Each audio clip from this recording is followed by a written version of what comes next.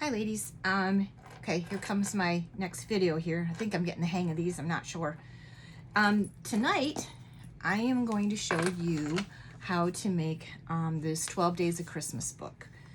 And you don't have to make it 12, you can make it less, you can make it more. It just depends on the size of the rings that you use, okay? This is using Stamperia Christmas? Yes? No? Hold on. No, it's Graphic 45. I'm sorry, my bad. Those are my two favorite, Graphic 45 and Stamperia, so sometimes they're so good I get the two confused. Anyway, so I'm going to show you how to make this simple little book. No time at all, and you can make it a recipe book. You can make it a baby book. There's just, the options are amazing. Gonna need a ruler, pencil, glue, double stick tape, and a trimmer. Okay, those are your basic needs that you have. So first of all, what you're gonna need is 12 sheets of cardstock. They are 8, I believe. Uh-oh, lost my slip. Time out, hold on. They are 6 3/4 by 8 1/2. Okay, and you are going to, hold on, see if I can stay in frame here. So you're going to have an 8 1/2 by 6 3/4 piece. You are going to score at 4 inches and at 8 inches. Okay, then you're going to turn it and you're going to score at 3/4 of an inch. Now you're only going to fold on the 4-inch score and the 8-inch score. Okay, so when you fold it over, it's going to look like this. I've kind of got it pre-done somewhat for you so you have an idea.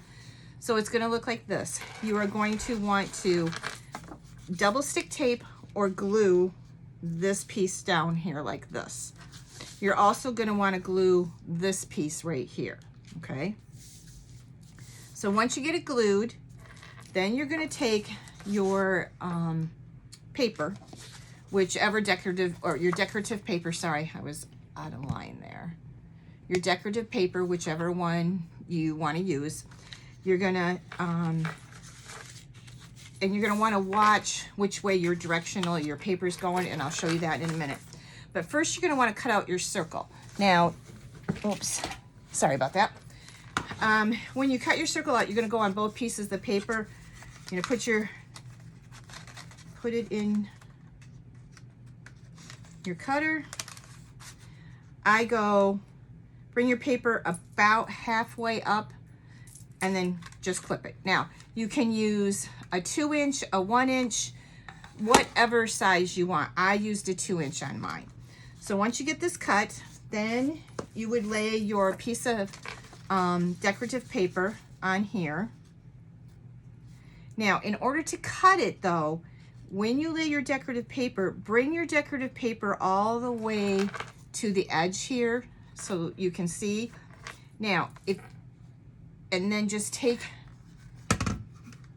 your, again, this, and then just cut it out, okay? So then you'll have a piece like this. And so then when you put it on here, it's gonna fit, it's gonna give you the outline that you need. Now, this piece of cardstock is, hold on. This piece of cardstock is actually, I should write it down. It is 5 3/4 by 3 3/4. And again, that depends on how much of a border you want. I only like about 1/8 of a border all the way around. So then you're gonna lay this down, glue this down. Now, of course, you can, what do they call it? Distress it, or, you know, or just leave it like this. Now, the biggest thing I want you ladies to pay attention to, because heaven knows I made probably about 10 mistakes doing this. When you put the paper on the other side, now this one, and I'll show you why. When you put your paper on the other side, you don't want to flip it like this. You don't want to flip it. You want to take it like this and flip it like this, so that when you put the paper on, your direction is going this way. Because if you see what I did, I didn't flip it right, and my direction is going the wrong way, so now it's upside down. So, but you can save it by just simply flipping it over because it's two-sided, and then just glue this down, okay? So there's your one page done. Now what you're gonna wanna do is you're gonna wanna take a hole punch. Now, I use my chomper type thing here, and I use the largest hole that there is. And of course I got little sticky things in there.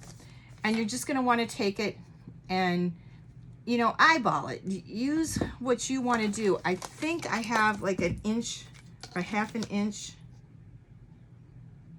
It's actually the center from the side to the middle of this is 1 inch, and the same thing over here. You just bring it in and you make this center 1 inch, okay? And then up just a little bit, okay? So after everything is glued and you've got your outside pieces on, then take your 2-hole punch and just punch it, or your hole, and you punch it right here, okay? That's it, simple, done, okay? Then you have the tags. Now, I made the mistake of making my tags out of the same cardstock that I made, and I also spilled coffee on this too, so it's not cooperating. But anyway, I made the mistake of making it out of lighter weight cardstock. It doesn't pull in and out as easy. So if you use 110-pound cardstock, it slides in and out, if you can see, much better, okay? So I definitely suggest that for the tags, you use 110-pound cardstock. So, and the tags are, where'd my paper go again? I keep losing everything tonight. I'm not organized enough to do this. I'm sorry. And the tag is 3 7/8 by 6 inches. Now with the tags, you can do them a couple of different ways. I showed you a couple of different options here. And your hole is about a 3/4 inch hole. Use your judgment. You want the hole to not be any, don't go down too deep, you know, like approximately right there. So it's maybe a half an inch from the top down, okay? And again, it's going to depend on how big your hole is too. If this circle is smaller, then you're going to want to make, you know, the hole up obviously farther. So now with your tags, you can use an angle cutter to do these, or you can use your corner rounder, or you can leave them totally square. This again is up to you. You just put the ribbon in it and off you go. Now, the next piece that you want is going to be the cover. I chose a pretty heavy chipboard to do this because it's going to be opened and closed a lot, I'm hoping. So anyway, this piece is going to be 7 inches by 4.5 inches. You're going to want to cover this. I did not, and the reason I chose this color like this is because I actually didn't cover the inside of my book. Oh, see, it's stuck because, like I said, I spilled coffee on it. But you can see the back of it is just, I left it white just so I could write on it, do what I want to do on it. Now, by all means, you can cover this side and this side, or you can leave them open. It's entirely up to you. Then once you get these together, or have these, you're going to take this piece here, and this piece is going to come all the way down, okay? Well, sorry, my bad. Not quite all the way down. You're going to kind of want to center it. One of them I made that they fit exact, I didn't like that one, so I redid it, and I totally forgot that I redid it. Because by the time I put the tags and everything in, I don't want it sticking out quite as much as it was. So kind of just give yourself like 1/8 of an inch down here and 1/8 of an inch up here, and then just set your circles and punch away. Okay? So again, here's the book. Don't spill coffee on yours, and you would be able to get through it better.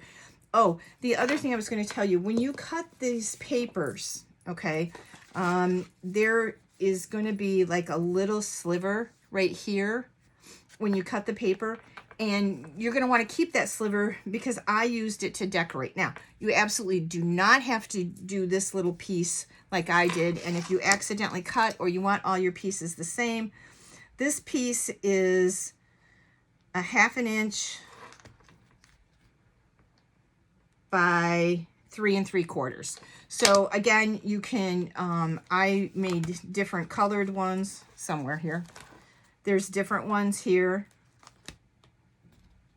So, but you can, of course, you know, take any of the paper that's included in your kit and just cut, you know, several of them out yourself. Again, it's 3/4 of an inch. No, sorry. It is a 1/2 inch by 3 3/4. So 1/2 inch this way, 3 3/4 this way. And you just, you know, glue them down, punch, glue them down, punch, glue them down, punch. What I did is I glued all the front pieces, punched, then I glued all the back pieces and punched again.